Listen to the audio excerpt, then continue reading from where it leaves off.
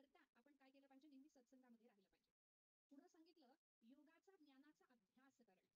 मग योगाचा अभ्यास करताना भक्ती योगाचा असू दे, ज्ञानयोगाचा असू दे, कर्मयोगाचा असू दे किंवा योग मार्गाचा असू दे, कोणत्या तरी अभ्यासात राहा, कोणत्या तरी व्यासंगामध्ये राहा.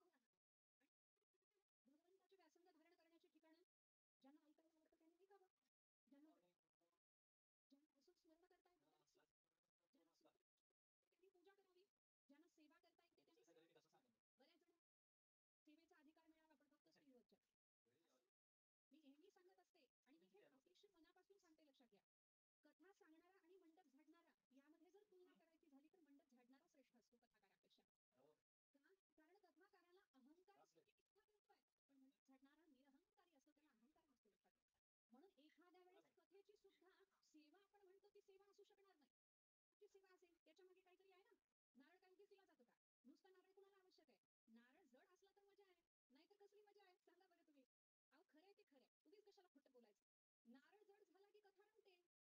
नारळ जड झाला की कथा रंगते, नारळाचं वजन कमी झालं की कथा रंगते. याकरता चरणाची उपासना करणं, तीन सत्कर्म करत नाही तर मला सत्कर्मी वृत्ती कर्माला जो करतो त्याचं कल्याण झाल्याशिवाय राहत सत्कर्मामध्ये अखंड वाढू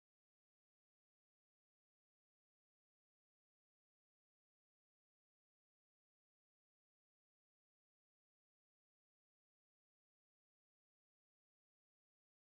अशीच तुम्ही आमच्यावर कृपा करा.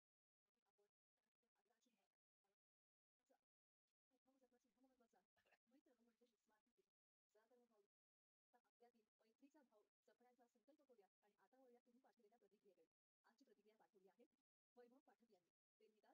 सकाळचं कीर्तन ऐकून पूर्ण दिवस आम्हाला फ्रेश वाटतं आणि संध्याकाळचं कीर्तन ऐकून दिवसभराचे कष्ट व ठिकाण पूर्णपणे उठून